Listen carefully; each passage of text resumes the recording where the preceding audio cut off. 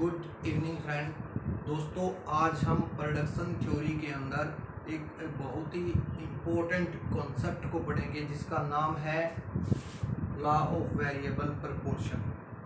Law of variable proportion. चलिए इसके पहले नाम के बारे में बात कर लेते हैं। इसके बहुत सारे नाम हैं दोस्तों, ठीक है ना। जैसे इसका एक नाम होता है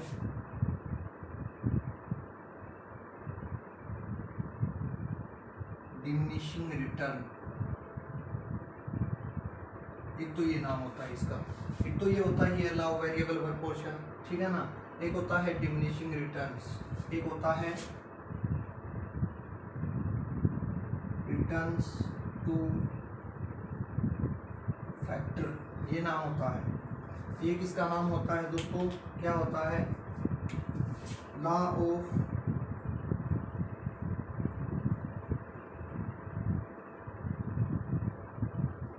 डिमिनिशिंग मार्जिनल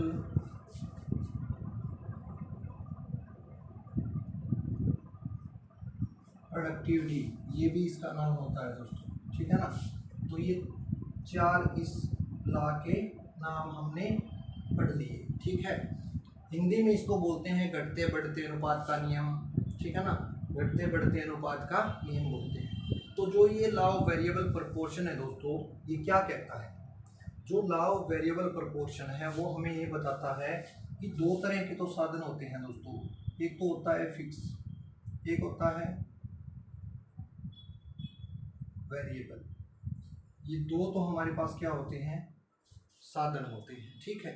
तो लॉ ऑफ वेरिएबल प्रोपोर्शन क्या कहता है कि अगर आप इन दोनों साधनों का,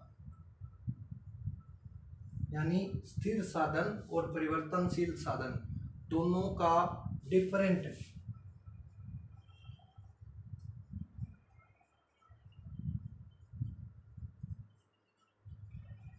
प्रोपोर्शन के अंदर अगर यूज करते हो तो जो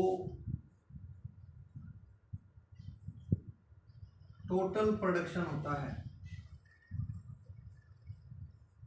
या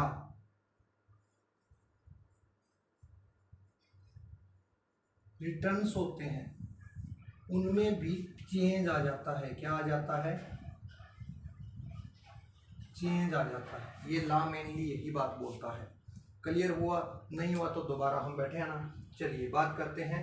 हमारे पास दो फैक्टर होते हैं, एक होता है फिक्स, एक होता है वेरिएबल, यानी स्थिर साधन और परिवर्तनशील साधन, ठीक है। जब इन स्थिर साधनों के साथ इन वेरिएबल साधनों का डिफरेंट प्रोपोर्शन में, अलग अलग अनुपात में जब हम प्रयोग करते हैं तो या तो कुल उत्पादन या उस उत्पादन से मिलने वाले प्रतिफल में चेंज आ जाता है। उसी को क्या बोलते हैं, लॉ ऑफ वेरिएबल प्रोपोर्शन। आई बात समझ में? चलिए अब बात करते हैं शॉर्ट पीरियड की। यानी कि शॉर्ट पीरियड के अंदर जब हम किसी भी वस्तु के प्रोडक्शन को बढ़ाना चाहें तो फिक्स फैक्टर तो रहेगा ही, इसके साथ हम लगातार कंटिन्यू वेरिएबल फैक्टर को इंक्रीज करते जाएं। अल्पकाल के अंदर क्या है कि फिक्स फैक्टर के साथ किसी भी वस्तु के उत्पादन को बढ़ाने के लिए, अल्पकाल में किसी भी वस्तु के उत्पादन को बढ़ाने के लिए जब हम फिक्स्ड फैक्टर के साथ वेरिएबल फैक्टर को लगातार इंक्रीज करते जाते हैं तो उससे क्या होता है कि घटते बढ़ते अनुपात का नियम लागू हो जाता है उस चीज के ऊपर। क्या हो जाता है, घटते बढ़ते अनुपात का नियम लागू हो जाता है। चलिए अब बात करते हैं आगे कि जब उत्पादन के एक साधन की मात्रा को बढ़ा दिया जाए और दूसरे को स्थिर रखा जाए तो साधनों के अनुपात में परिवर्तन आ जाता है। क्या कहा मैंने कहा कि जब एक साधन को फिक्स रखा जाए प्लस दूसरे जो वेरिएबल है उसको लगातार बढ़ाते जाएं हम, तो क्या होता है, साधनों के प्रोपोर्शन में चेंज आ जाता है। कैसे आता है, इसको एक एग्जांपल से समझते हैं। चलिए मान लो आपके पास क्या है, 2 हेक्टेयर भूमि है। 2 हेक्टेयर आपके पास भूमि है और आपने यहाँ पर क्या कर रखा है, एक लेबर को लगा रखा है। अब भूमि और साधनों का अनुपात क्या कहता है, ये कहता है कि 1:2, यानी एक श्रमिक के हिस्से में या एक मजदूर के हिस्से में 2 एकड़ भूमि आ रही है, 2 हेक्टेयर भूमि आ रही है। ओके, अब इस लॉ के अकॉर्डिंग हम क्या करें कि ये जो लैंड है, मान लो ये खेत है, इस खेत के अंदर एक लेबर पहले से लगा हुआ है। ये पूरा टोटल एरिया जो है ना, ये पूरा टोटल एरिया 2 हेक्टेयर का है, ठीक है। इसके अंदर एक लेबर लगा हुआ है। यहाँ हम अगर एक लेबर और बढ़ा दें तो प्रपोर्शन चेंज हो गया ना। अब चेंज कैसे हुआ देखिए, अब क्या हो गया, 2:2, यानी 2 ही लेबर हो गई और 2 ही हेक्टेयर भूमि है। पहले क्या था, एक मजदूर के हिस्से में 2 एकड़ भूमि आ रही थी, अब एक मजदूर के हिस्से में 1 एकड़ भूमि आ रही है, यानी प्रति एकड़ अब काम करेंगे वो। पहले जो है एक ही मजदूर 2 हेक्टेयर भूमि पर काम कर रहा था, अब क्या है 2 मजदूर 2 हेक्टेयर भूमि पर काम करेंगे तो दोनों को 1 एकड़ उनके हिस्से में आ जाएगी। तो यही होता है कि जब हम फिक्स्ड फैक्टर के साथ वेरिएबल फैक्टर को बढ़ा देते हैं तो उससे साधनों के अनुपात में भी परिवर्तन आ जाता है। इसी को क्या बोलते हैं, इसी को बोलते हैं दोस्तों घटते बढ़ते अनुपात का नियम। और जो ये चेंजेज आता है, यानी साधनों के अनुपात में जो परिवर्तन आता है या जो मिलने वाले जो प्रतिफल है, यानी कि एक फिक्स्ड फैक्टर के साथ जब हम वेरिएबल फैक्टर को लगातार बढ़ाते जाते हैं, प्लस करते जाते हैं, तो उससे क्या है, हमें 3 तरह के रिटर्न्स मिलते हैं। स्टार्टिंग में मान लो जब हम इस लैंड के ऊपर स्टार्टिंग में हमने एक लेबर लगाया, दूसरा लगाया, तीसरा लगाया, तो हो सकता है कि हमें क्या मिले, हमें मिले इंक्रीजिंग रिटर्न। क्या मिले, स्टार्टिंग के अंदर पहली स्टेज ये होती है हमारी, पहली स्टेज में ये होगा। दूसरी स्टेज में क्या हो कि हो सकता है कि और साधन अगर हम बढ़ाते चले जाएं तो हमें क्या होगा, कांस्टेंट रिटर्न मिलने लग जाए। उसके बाद भी हम नहीं माने, हमने उस लैंड के ऊपर, उस 2 हेक्टेयर भूमि के ऊपर लेबर को और बढ़ा दिया, तो उससे क्या होगा, हमारी लागतें बढ़ जाती है, प्रतिफल घटने लग जाते हैं, यानी कि डिमिनिशिंग रिटर्न वहाँ पर मिलने लग जाते हैं। तो ये बात हमने इसकी इंट्रोडक्शन के अंदर इस लॉ के बारे में क्या होता है, ये एग्जाम्पल लेके भी हमने समझ लिया कि 2 तरह के जी सर फैक्टर होते हैं। कौन कौन से होते हैं, एक फिक्स्ड होते हैं और एक वेरिएबल होते हैं। जब हम फिक्स्ड फैक्टर के साथ जब हम वेरिएबल फैक्टर को लगातार बढ़ाते जाते हैं तो उससे क्या होता है, हमें 3 तरह के उत्पादन में परिवर्तन देखने को मिलते हैं। कौन कौन से होते हैं, स्टार्टिंग में तो इंक्रीजिंग रिटर्न मिलेंगे, फिर कांस्टेंट रिटर्न और फिर डिमिनिशिंग रिटर्न मिलेंगे, ठीक है। उसी के बारे में बात करनी है। फिर बात करते हैं दोस्तों क्लासिकल इकोनॉमिस्ट की। जो क्लासिकल इकोनॉमिस्ट थे उन्होंने क्या किया दोस्तों, उन्होंने कहा कि यह इस लॉ को उन्होंने क्या नाम दिया, जो क्लासिकल इकोनॉमिस्ट थे उन्होंने इसको क्या बोला, लॉ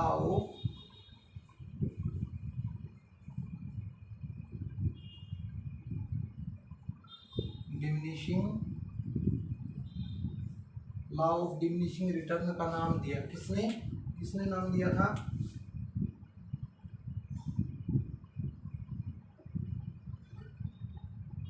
क्लासिकल इकोनॉमिस्ट ने नाम दिया क्या, लॉ ऑफ डिमिनिशिंग रिटर्न, ठीक है। उन्होंने कहा कि जो लॉ है केवल कहाँ लागू होगा, एग्रीकल्चर सेक्टर के अंदर ही लागू होगा। क्यों होगा उसके बारे में बाद में बात करेंगे, ठीक है ना। अभी इतना ही समझो कि उन्होंने क्या कहा, जनरल उन्होंने इतनी बात की कि जो ये लॉ ऑफ डिमिनिशिंग रिटर्न है या लॉ ऑफ वेरिएबल प्रोपोर्शन है, ये कहाँ लागू होता है, एग्रीकल्चर सेक्टर के अंदर लागू होता है। यानी कि जब हम एक भूमि के टुकड़े के ऊपर जो ये लैंड है, ये क्या होती है, ये फिक्स्ड फैक्टर होता है ना, इस फिक्स्ड फैक्टर के ऊपर जैसे ही हम वेरिएबल फैक्टर को बढ़ाते जाएंगे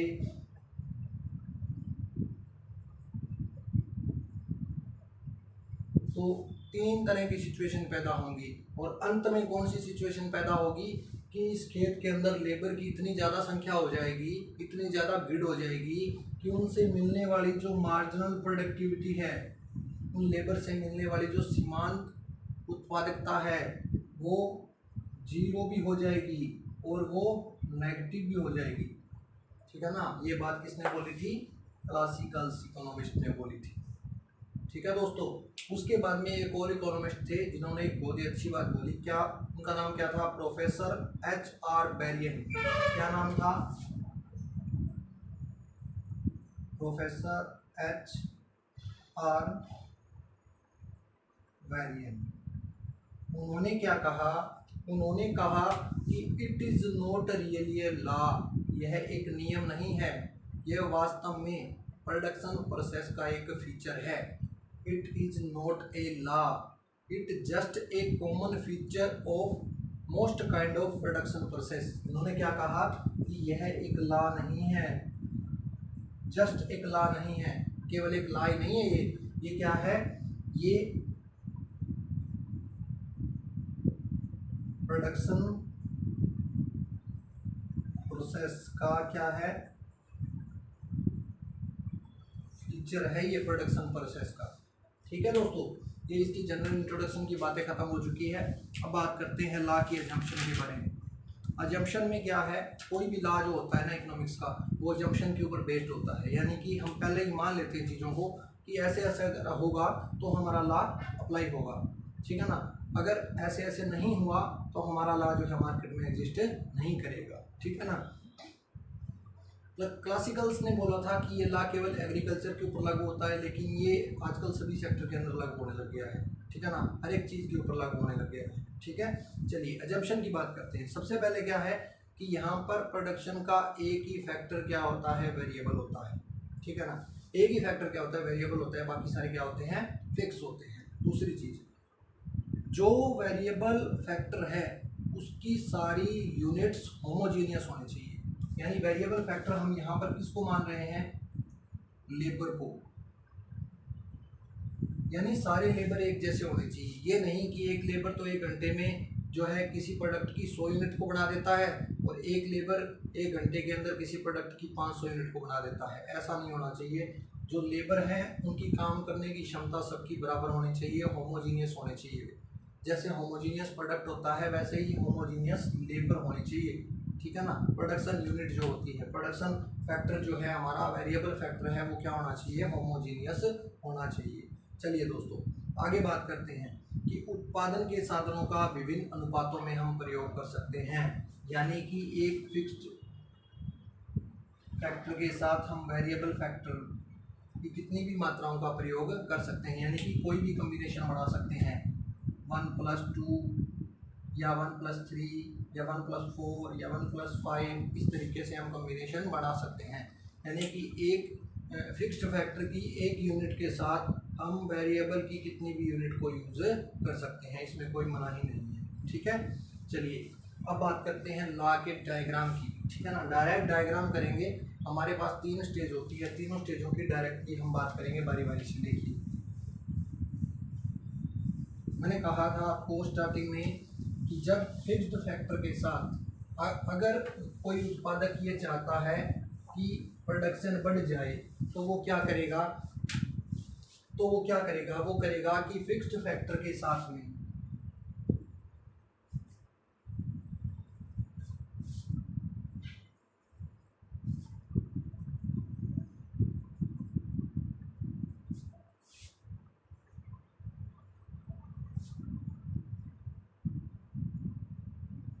यहाँ पर हमने ले लिया मार्जिनल प्रोडक्टिविटी को, यहाँ हमने ले लिया टोटल प्रोडक्टिविटी, यहाँ हमने ले लिया यूनिट्स ऑफ लेबर, यहाँ पर भी हमने ले लिया यूनिट्स ऑफ लेबर। ये बात क्लियर हुई। चलिए अब बात करते हैं सबसे पहले हम प्रोडक्शन की।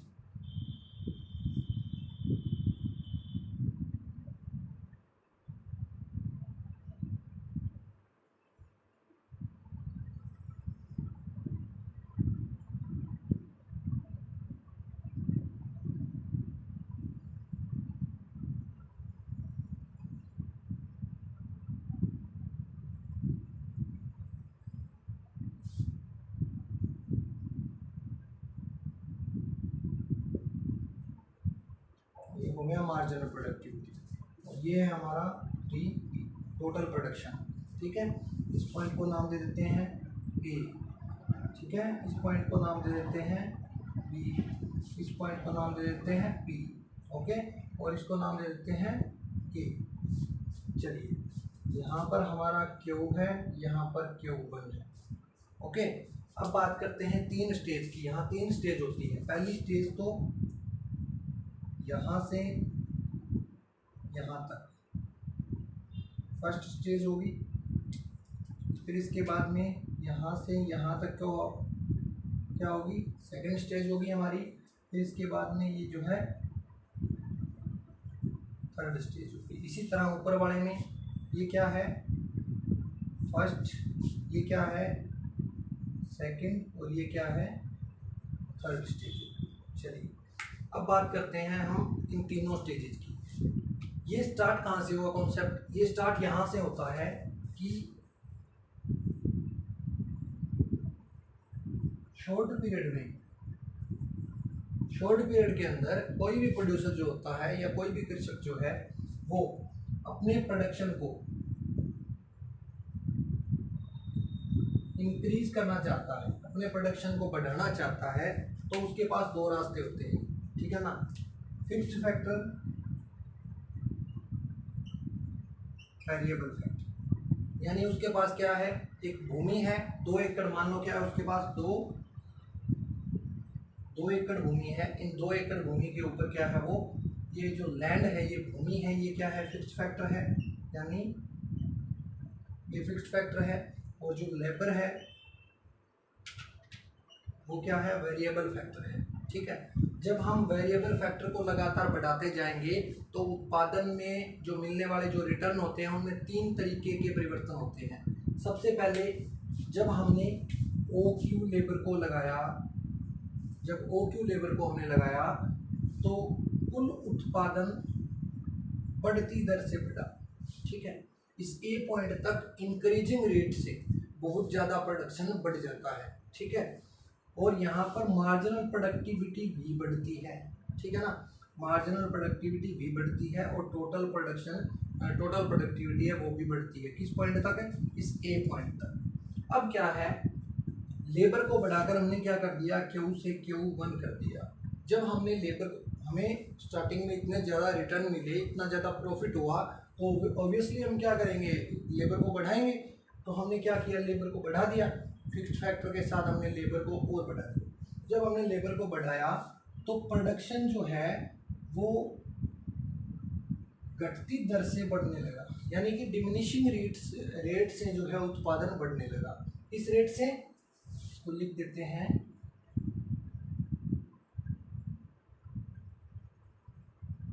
इंक्रीजिंग विद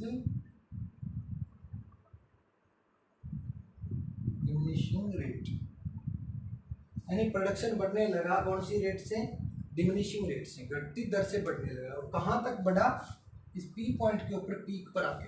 ठीक है, और जैसे ही A पॉइंट की बात करें तो इस A पॉइंट के बाद जैसे ही प्रोडक्शन घटती दर से बढ़ने लगा तो वो किसके कारण बढ़ने लगा, वो इसके कारण बढ़ने लगा। यानी कि इस B पॉइंट के बाद में प्रत्येक श्रमिक जो हर एक लेबर हमने प्लस किया था, मान लो एक लेबर लगाया, दूसरा लगाया, तीसरा लगाया, चौथा लगाया, उसके कारण क्या हुआ, ये उनकी मार्जिनल प्रोडक्टिविटी, उन लेबर की मार्जिनल प्रोडक्टिविटी लगातार डिक्लाइन करने लगी, कम होने लगी। जैसे ही ये कम करती है तो क्या होता है, प्रोडक्शन घटती दर से बढ़ता है, डिमिनिशिंग रेट से इंक्रीज होता है। ठीक है, कहाँ पर पहुँच गया, इस P पॉइंट पर। यानी कि जब लेबर की जो मार्जिनल प्रोडक्टिविटी थी, जो हम लेबर को बढ़ा रहे थे, जो वेरिएबल फैक्टर था जिसको हम बढ़ा रहे थे, उसकी मार्जिनल प्रोडक्टिविटी जब इस K पॉइंट के ऊपर क्या हो जाती है, 0 हो जाती है ना, तो उस समय टोटल प्रोडक्टिविटी क्या होती है, मैक्सिमम होती है। अब ये क्या बता रहा है हमारे को, ये बता रहा है कि भैया अब आगे और लेबर को मत लगाइए, क्योंकि जो भी काम करने आता है वो निकम्मा है, कोई काम नहीं करता, वो 0 काम करता है, उसकी उत्पादकता कितनी है, 0 है, इसलिए आप और लेबर ना बढ़ाइए।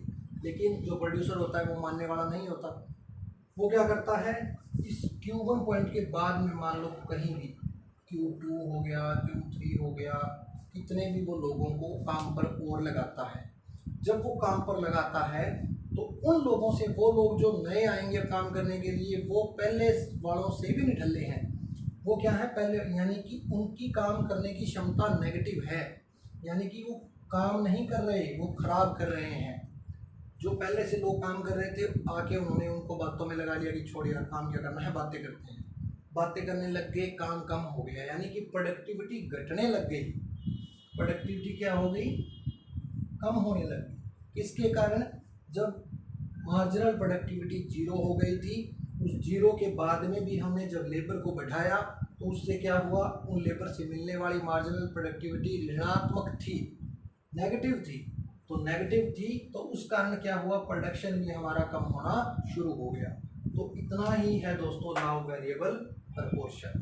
3 स्टेज है, तीनों स्टेजेस को हमने पूरा डीपली स्टडी कर लिया, ठीक है ना। पहले इस डायग्राम को एक्सप्लेन किया, फिर इसको एक्सप्लेन किया। कहाँ से शुरू हुआ वो मैंने बताया आपको कि अल्पकाल के अंदर एक उत्पादक जो होता है वो अपने प्रोडक्शन को बढ़ाना चाहता है, तो उसके पास क्या होता है, एक ही रास्ता होता है, यानी कि फिक्स्ड फैक्टर के साथ वो वेरिएबल फैक्टर को इंक्रीज कर सकता है, ठीक है।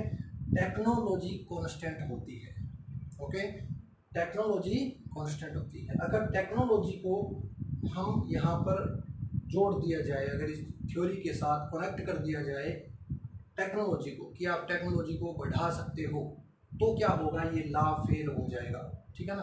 तो टेक्नोलॉजी कांस्टेंट है, यहाँ पर हम केवल लेबर को बढ़ाकर ही प्रोडक्शन को बढ़ा सकते हैं, ठीक है। तो लॉ ऑफ वेरिएबल प्रपोर्शन के अंदर दोस्तों इतना ही, मिलते हैं अगली वीडियो के अंदर। अगर ये कॉन्सेप्ट आपको समझ में आया है, वीडियो दिमाग में बैठी है ना, तो इस वीडियो को लाइक ज़रूर करें, चैनल को सब्सक्राइब जरूर करें, ठीक है ना। और ज़्यादा से ज़्यादा कमेंट कीजिए दोस्तों, शेयर कीजिए वीडियो को। Thank you.